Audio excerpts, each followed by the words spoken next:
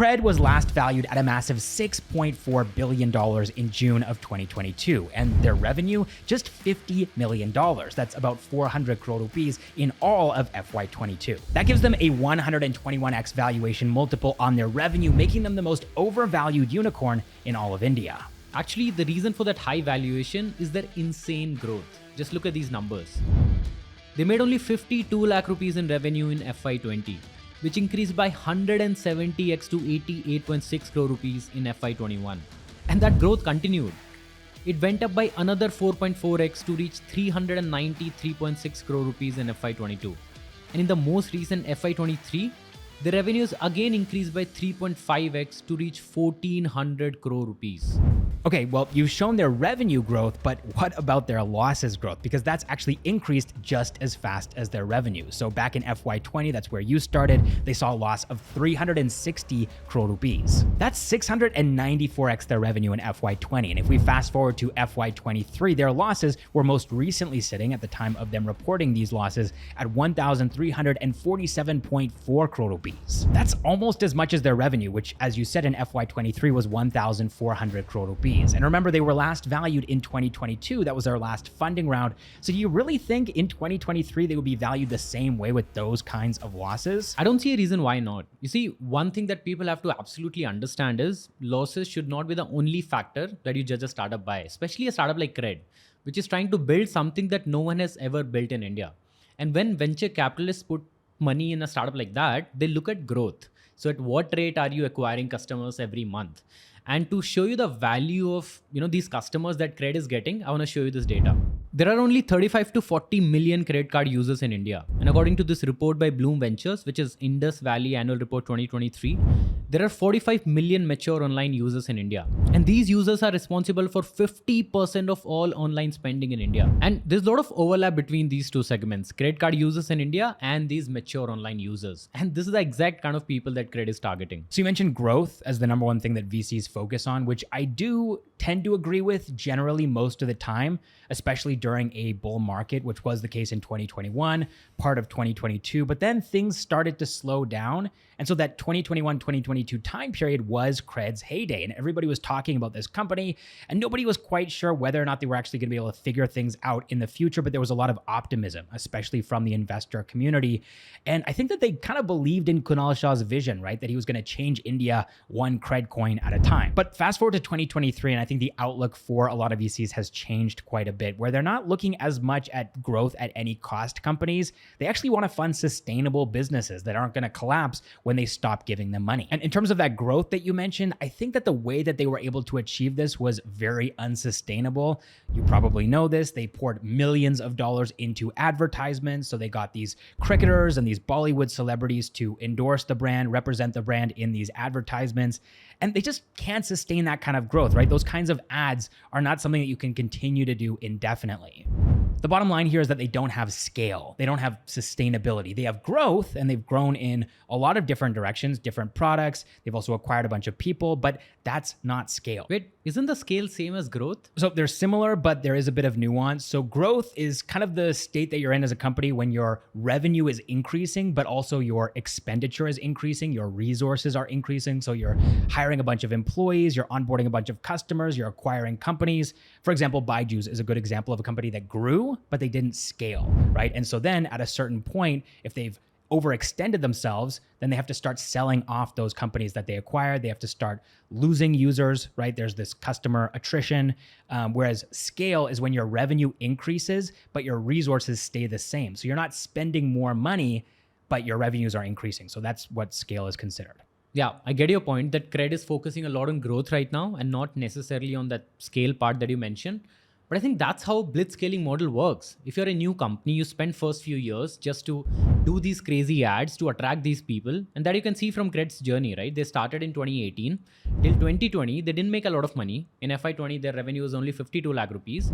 But in next 3 years, it has grown to 1400 crore rupees. So that shows you that once you have pulled these people in this walled garden, you can always increase, ARPU that Kunal Shah uses a lot. It's average revenue per user. And I feel these are very valuable customers. So CRED right now, for example, has 35% of all credit card holders in India. And I think with time, their marketing spends are going to go down and their average revenue per user is going to go up. Okay. Well, that's enough intro, I think. As you can probably tell, this is a debate about whether CRED is overvalued as a technology company.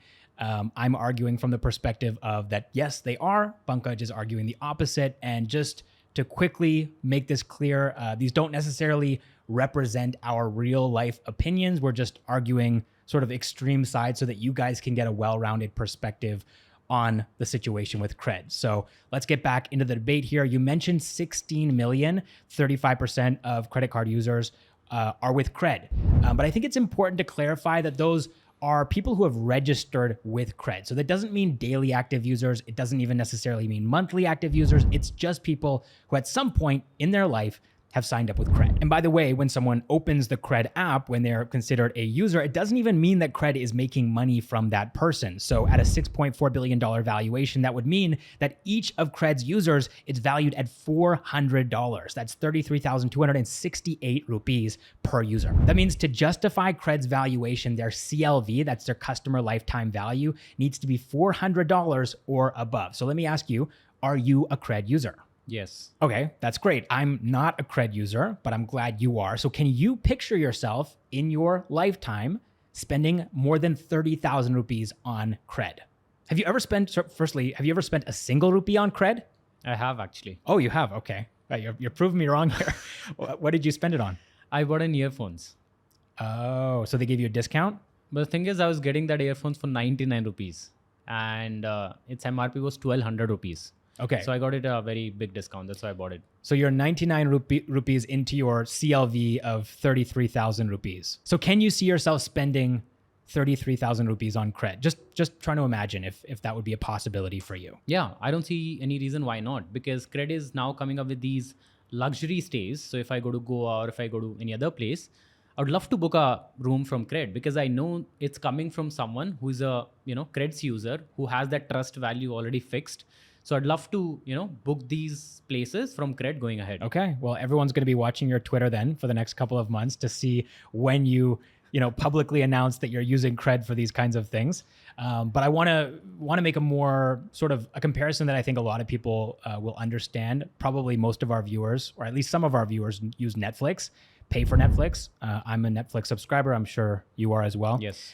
So I spend 499 rupees every single month, which adds up to 6K in a year. So it would take me 5 years to actually end up spending 30,000 rupees on Netflix. And that's something that I'm spending multiple hours of my week watching. It's entertainment. It's adding so much value to my life. It's something that I'm engaging with constantly. Whereas CRED, you might log in once a month. But maybe Netflix is a bad example. It's a different sector. OTT, CRED is in lending, Fintech. So let's actually look at that chart that I showed you at the beginning of the video that showed you the valuations of some of India's biggest unicorns. So let's compare CRED's valuation multiple with companies like PhonePe and Paytm that are sort of in a similar category.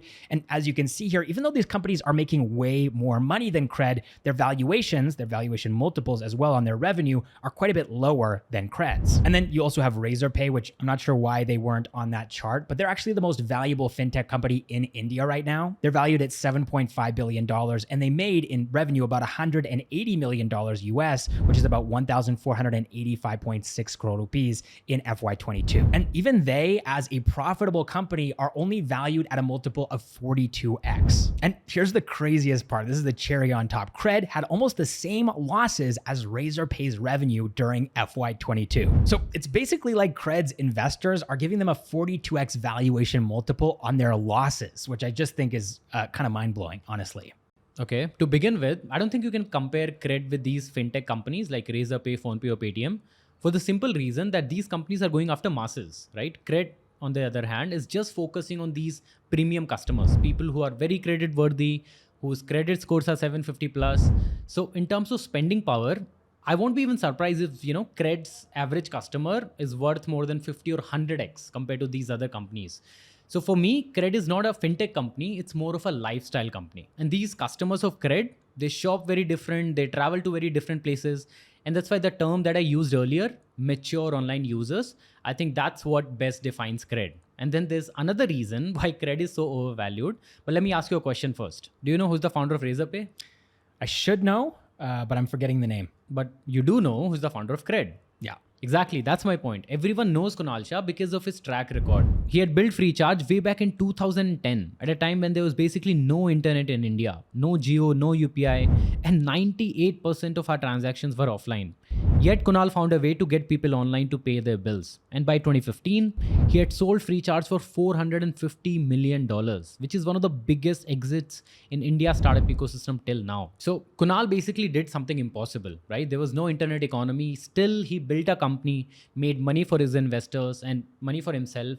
And that's why, investors are still ready to trust him and give him that high valuation that we're talking about. So I do agree that Kunal Shah is an incredible entrepreneur. He definitely broke the mold when it comes to Freecharge, and he's the kind of guy that likes to build contrarian companies, right? He likes to defy conventional wisdom when he builds his startups. But something about those kinds of startups is that they don't always work. The original idea for CRED was actually really straightforward. Get a bunch of rich people together and keep them happy and engaged on this platform. And then the plan was that later on down the road, you'd build a bunch of products, a bunch of services, and you would monetize that very valuable user base. And at the time, there really wasn't a lot of pressure because investors were throwing money at companies left, right, and center. But now things have changed. And because of that, I think this plan has failed. So just to give an example, at first they had launched the CRED store, which was supposed to be a curated marketplace of premium brands, which were exclusively for their users. But today in 2023, there's really nothing curated or premium about this e-commerce platform. And CRED coins, which were supposed to get their users discounts and access to exclusive products, have basically been rendered completely useless. And if you go on any online forum, Twitter, Reddit, and look at what people are saying about CRED coins, it's basically a bunch of people saying, what do I do with these? I have thousands of them. I have hundreds of thousands of them, and I just have no idea. Like, you're a CRED user. Do you have a bunch of CRED coins sitting around just collecting dust? More than 5 lakh. Yeah, exactly. And the reason for that is because these products, which they're offering on this e-commerce platform, are available on pretty much every other e-commerce website, but at much cheaper prices. So then, seeing that this wasn't working, CRED got into lending to start monetizing their user base and building their loan book. But even that doesn't really seem to be working. There have been reports that CRED now wants to start lending to people outside of the CRED community, that exclusive club that you were talking about, which I think is just crazy. And the reason why I think that's crazy is that it completely goes against Kunal Shah's original thesis, right? To build this walled garden, have this exclusive club. CRED is no longer that exclusive club. They're lending to people outside of the club. And not only that, this could actually make their exclusive community kind of upset because it feels like, wow, we're not actually being served by CRED anymore. And CRED is actually generating more revenue from people outside of the club than within the club. The last reason why I think this is such a bad move is that there's so many other companies in the last couple of years that have been getting into lending, and CRED is kind of late to the party now. And so while all these other companies have been getting a head start, CRED is actually having to play catch up at this point in 2023. Okay, you spoke about things that are not working, but let me tell you what's actually working for CRED, right? So the growth in revenue that I mentioned earlier, 50 lakh rupees to 1400 crore rupees. And I think one of the biggest factor there is around 70 to 80% is lending side of CRED's business. So CRED has a feature called CRED Cash, and we don't know how much money they're making through CRED Cash, but in FY23, out of total 1400 crore rupees, 90% of it has come from financial services. And I'm sure a big chunk of it is lending. And the reason CRED is successful at lending is because they have so much data about these people that they have gathered through CRED store or paying these people paying credit card bills, and that makes it very easy for CRED to keep their NPS down. For example, for a normal bank, the NPS is around 3.9%, but in case of CRED, that NPS is less than 1%. And I think that difference, that 2.9% NPA difference, that makes a successful lender versus these banks who are losing so much money. And just to be clear, banks are profitable, right? They're making money, but what you're saying is that they could save a lot more money, they could earn a lot more money if they kept their NPAs as low as CRED does. Exactly. And now I want to talk about CRED's most recent feature. It's called CRED Garage. So it's a vehicle management platform, and you see less than 8% of Indian households own a car. And that's exactly the kind of people CRED is targeting. And I personally feel there's a very big market going ahead for CRED Garage. So I own a car, and I know different pain points that you face when you have a car in the city like Bangalore. So imagine you're going out and you need FASTag, you need to recharge that, you go to Paytm. Then you have the entire insurance side. For that, you have to go to Echo Insurance or Digit or whatever other platforms are. Then for parking, you need their whole different services, right? Park Plus. Park Plus. And then other sort of maintenance. You have, car mechanic and all these people. Imagine getting all of this on one single platform, right? And you want someone to take care of that. So that's what is something that CRED is trying, and I'm pretty sure it's going to go very big in future. And the last thing that I want to talk about is CRED Store, and how you mentioned earlier that it's losing its entire premiumness. And the reason because of that is CRED has grown so much from 2021, from the time that CRED Store was launched. I think in 2021, there was only, not even 1%, 0.1% of India on CRED, right? And that's why CRED was able to sell these Gucci, these Armani, these products, which are, more than 10,000 rupees in its price. And now, as you're seeing more people, now CRED has 16 million users. So all kinds of people with all spending power are coming on CRED. And that's why, CRED is introducing these premium and sub-premium products. So what I'm seeing happening is, going ahead, CRED is going to see growth in both luxury segments and the premium segment. Okay, I'm going to cut straight to the chase here. You talked about CRED Garage, you talked about CRED Store. Those are interesting, but I don't think that they're the key contributors to CRED's revenue. Like you said, a bulk of CRED's revenue is coming from financial services. We're talking about CRED Cash, and we're also talking about CRED Mint, which we haven't yet discussed during this debate, and I'll leave it for a little bit later on. But first, I want to talk about CRED Cash, because CRED is getting these loans. They're not actually issuing them themselves, right? Because CRED, at the moment at least, is not an NBFC, and they're definitely not a bank. They probably never will be a bank. So they're getting these loans from a third party, an NBFC. Then they're taking a cut, right? That's where they're making the revenue from. And then they pass that loan on to the end customer. But here's the thing. These customers are rich, right? They're successful people. And so they could actually just go to any bank, and that bank can issue them a loan directly at probably a better interest rate than the NBFC, who's then passing it through CRED, who's taking a cut, right? So it just makes way more sense for someone to go to a bank directly rather than getting a loan from CRED. And then the other one is CRED Mint, which is a peer-to-peer lending service. And how risky that seems to you is really going to depend on what kind of investor you are. So if you're someone who likes to invest in cryptocurrencies, super volatile, super high risk, then peer-to-peer lending might seem like a pretty safe option. Whereas if you're someone who likes to put your money into fixed deposits, like IDFC First Bank, they have interest rates of 7.5% on fixed deposits, then peer-to-peer lending is going to seem really risky. I would say that it's on the riskier side. I mean, CRED is a startup. It's a pretty new company. It hasn't been around for very long. If you look at Sensex, for example, you're going to get an interest rate of 13.6% CAGR since I think 1986, right? So 9% for peer-to-peer lending is a much lower number than something like Sensex, which has been around for a lot longer than CRED has. So you mentioned about CRED Mint and CRED Cash, and although I don't have a personal experience with CRED Mint, I do have a very recent, personal experience with CRED Cash. So I needed some money on some very urgent basis, 50,000-60,000 rupees. And I Googled to see what are the options I have. And I saw the websites like Bank Bazaar, HDFC Bank, all these, and other IDFC Bank, stuff like that. But when I actually researched it, how much time would it take? What are the documents I have to sign? Then I was like, I just, gave up. Because you needed money right then and there. Exactly. And they needed my home rental agreement. They needed my company email, so many things, right? And then I see an ad for CRED. I open my app and I got the loan within 5 minutes. All they needed was, my PAN number and maybe a couple of more details. Just hearing you say this, I'm pretty sure there's going to be comments from people like, this video is sponsored by CRED. They're trying to get you to sign up for CRED Cash. No, I'm sure this is a personal experience I'm talking about, right? And I'm sure many people, our viewers would have experienced this. And I think this easiness and this, quickness is something that CRED has built, and that is why people are choosing CRED over banks or whatever other options that you mentioned. And the other thing that you mentioned, that how CRED is partnering up with NBFCs to give people loans, and because of that, end customer is getting more expensive loans. But guess what? CRED has recently acquired an NBFC. It's called New Tab Finance.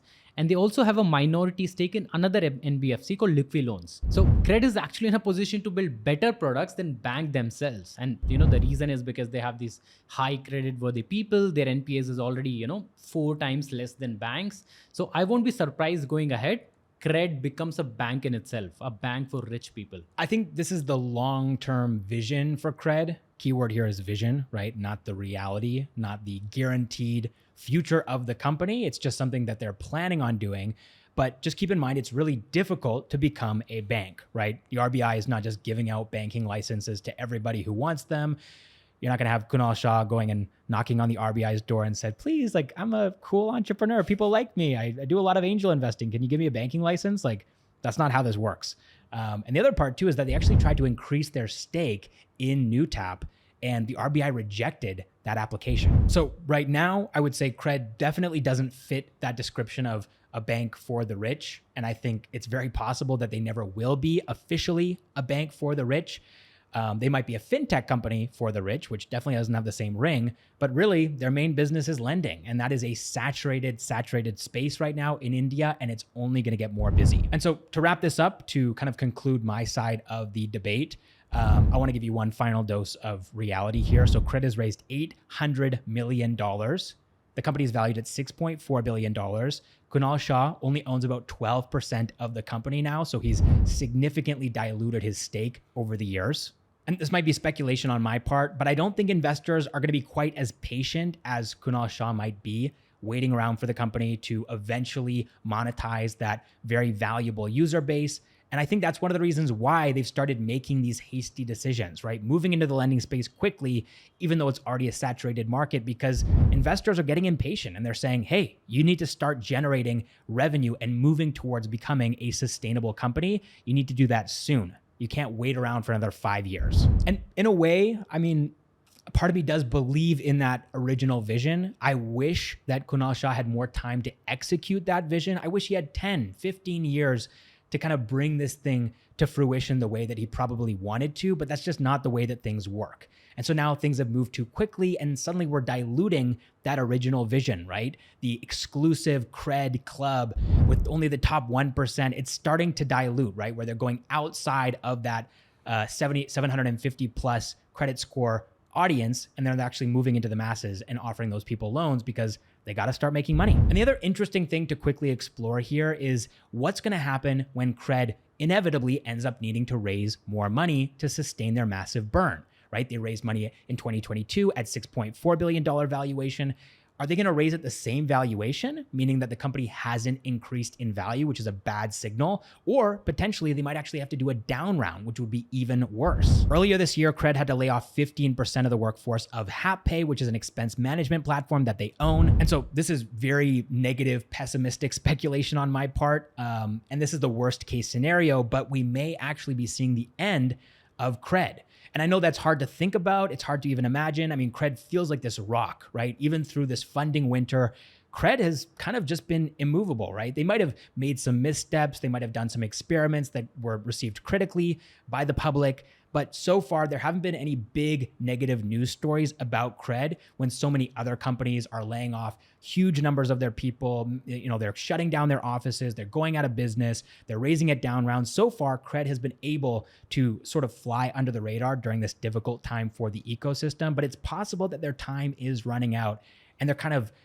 existing as a startup on borrowed time at this point. So for me, the thing that gives me optimism about CRED is the growth in their revenue, right? They're already at 1,400 crore rupees.